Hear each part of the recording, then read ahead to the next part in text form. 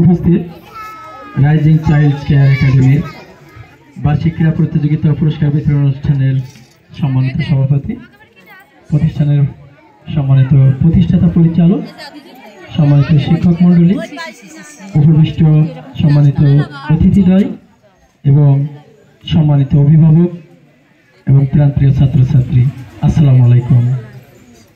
খুবই একটা মজার দিনে আমরা একত্রিত হতে পেরেছি, এর জন্য মহান সৃষ্টিকর্তার কাছে আমরা শুকরিয়া আদায় করি। আমার খুব ভালো লাগছে, কিছু কথা আমার খুব হৃদয়ে গেঁথে গিয়েছে। যারা সম্মানিত মাতা আছেন তাদের জন্য খুবই গুরুত্বপূর্ণ একটা মেসেজ আমাদের সম্মানিত সভাপতি দিয়ে গিয়েছেন। আমরা যে স্বপ্নটা দেখি না, বিশেষ করে মাদের আমি দৃষ্টি আকর্ষণ করছি, আপনি যে স্বপ্নটা দেখেন, যে স্বপ্নটা লালন করেন, হৃদয়ে যা ভাবেন, আপনার সন্তান সেই দিকে ধাবিত হয়। এখন মনে করতে পারেন সেটা কেমন, তারই জ্বলন্ত প্রমাণ একজন গর্বিত মাতা ইতিমধ্যে বলে গেছেন নূর জর্দারকে নিয়ে। মানে চিরন্তন সত্য কথা এরকমেরই যে আমরা কিন্তু ভালো পথে চলতে চাই না, আমাদের সন্তানদের সত্যের শিখরে পৌঁছাতে চাই, সর্বোচ্চ ভালো মানুষ করতে চাই। আসলে কি তাই? পাত্রটা যদি ভালো না হয় তাহলে সে পাত্র থেকে যা উৎপাদন করবেন ঠিক সেই আকারই ধারণ করবে।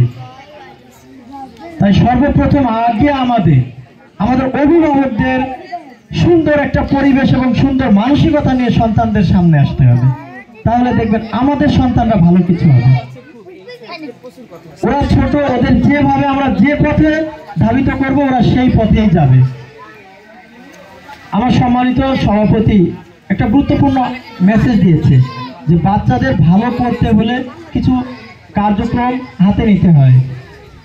3টে কার্যক্রমের সমন্বয়ে একটা স্টুডেন্ট ভালো রেজাল্ট করবে, তার ভবিষ্যৎ ভালো দিকে ধাবিত করবে।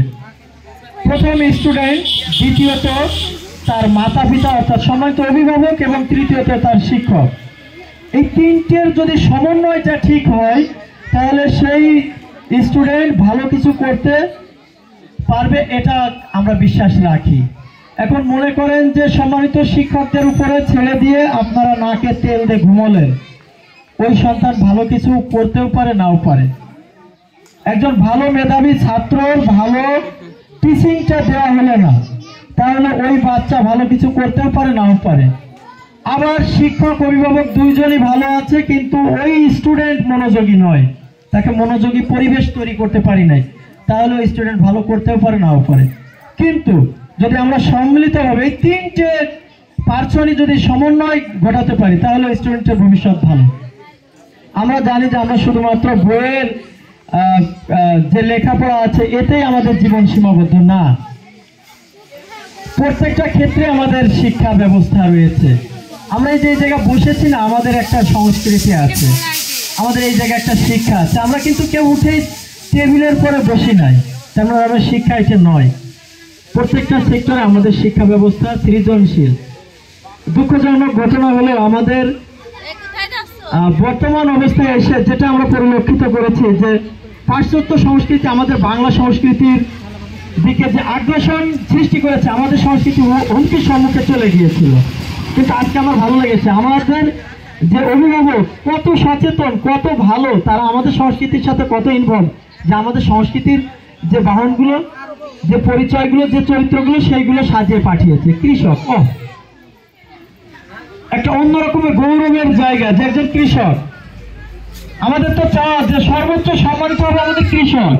কৃষক গেলে আমরা সবাই দাঁড়িয়ে তাকে সম্মান জানাবো, সালাম দিব, কারণ তার উৎপাদিত খাদ্য আমার পেটে, আমি আপনি চলছে সকাল থেকে সন্ধ্যা রাত পর্যন্ত। আমি শিক্ষা ব্যবস্থা নিয়ে কথা বলবো। আমাদের যে প্রতিষ্ঠানটি রাইজিং চাইল্ড কেয়ার একাডেমি, দেখেন তো কত বড় হৃদয়ের মানুষ হলে এবং মহান সৃষ্টিকর্তার কত নেক দৃষ্টি হলে যেমন একটা ভালো কাজের সাথে সম্পৃক্ত হয়েছে। আপনি আমি তো এরকম একটা প্রতিষ্ঠান খাড়া করতে পারি নাই, বিনা পারিশ্রমিকে এরকম একটা কাজের সাথে জড়িত হতে পারি নাই। মানে কলম সকালে যে স্কুলে যাচ্ছে আমরা সেই চিন্তা ভাবনা করি না যে যে আল্লাহ আমরা ওই যে মুহিব ভাইরা ডাকলো তাই। ভালো কাজের সাথে জড়িত হব, মুহিব ভাইরা ডাকলো তাই। এই নিয়ত করি নাই। ভালো নিয়ত যদি আমরা করতাম, আছে। সে আমলটা করতাম, আমাদের নিশ্চয়ই আমাদের ভালো কাজের সাথে অন্তর্ভুক্ত করতো। আসুন আমরা আজকে থেকেই চিন্তা করি যে আমরা যা হওয়ার হয়ে গেছে, আমরা কিন্তু আর কিছুই হতে পারবো না। আমাদের আগামী ভবিষ্যতে কোমলমতি বাচ্চারা, এদের যদি আমরা ভালো অবস্থানে না রেখে যেতে পারি, তাহলে আমাদের পরবর্তী প্রজন্ম একদম ধ্বংসের দ্বার প্রান্তে দাঁড়িয়ে যাবে। আমরা বলি আমার সন্তান এমন হয়েছে কেন, অনেক দুঃখ করে অনেক পিতামাতা আমাদের কাছে আসে। আমি দীর্ঘ 25 বছর এই গবেষণা করছি, দেখি ঠিকই তো, কেন ওর সন্তান এই করবে না? কারণ উনি পূর্বে এরকমই করেছেন। ও যে রক্ত কথা বলে, তাই ওনার সন্তানও তাই করেছে, অথবা তার পরিবেশ, এমন পরিবেশে ওই সন্তানটা বড় হয়েছে যে ও পথভ্রষ্ট হয়েছে। আসলে সন্তানের কোনো দোষ ছিল না, যে নেশাগ্রস্ত হয়েছে ওর দোষ ছিল না, আমাদের পরিবেশ আমরা তাকে নেশাগ্রস্ত করতে বাধ্য করেছি। আমি এটাই বলবো। আজকে একটা মজার দিন, আমি একজন ক্রীড়াবিদ হিসেবে বলবো যে সুস্থ এবং সাবলীল শরীর গঠনের জন্য আমাদের ক্রীড়া চর্চা করা প্রয়োজন। প্রত্যেকটা বাচ্চাকে বিশেষ করে বিকালে একটু খেলাধুলার সুযোগ করে দিবেন। ওদের যদি শরীর এবং মন ভালো না থাকে, ভালো পড়াশোনা করবে না। একজন যদি বাচ্চা ইচ্ছা করে এবং তার পরিবেশ দেওয়ার, যদি পরিবার পাশে থাকে, সে অনেক দূরে যেতে পারে, অনেক দূরে যেতে পারে। বিশ্বাস করেন, আমি এই জায়গায় আজকে প্রধান অতিথি হিসেবে এসেছি না, আমি ওদের মতো এর থেকেও একদম নিম্ন পর্যায়ে একটা গ্রামে আমি বড় হয়েছি, কাদা পানি মাঠ। আমি 4 কিলোমিটার দূরে লুঙ্গি পরে 9-এ পড়াশোনা করতে যেতাম, অর্থাৎ প্রাইভেট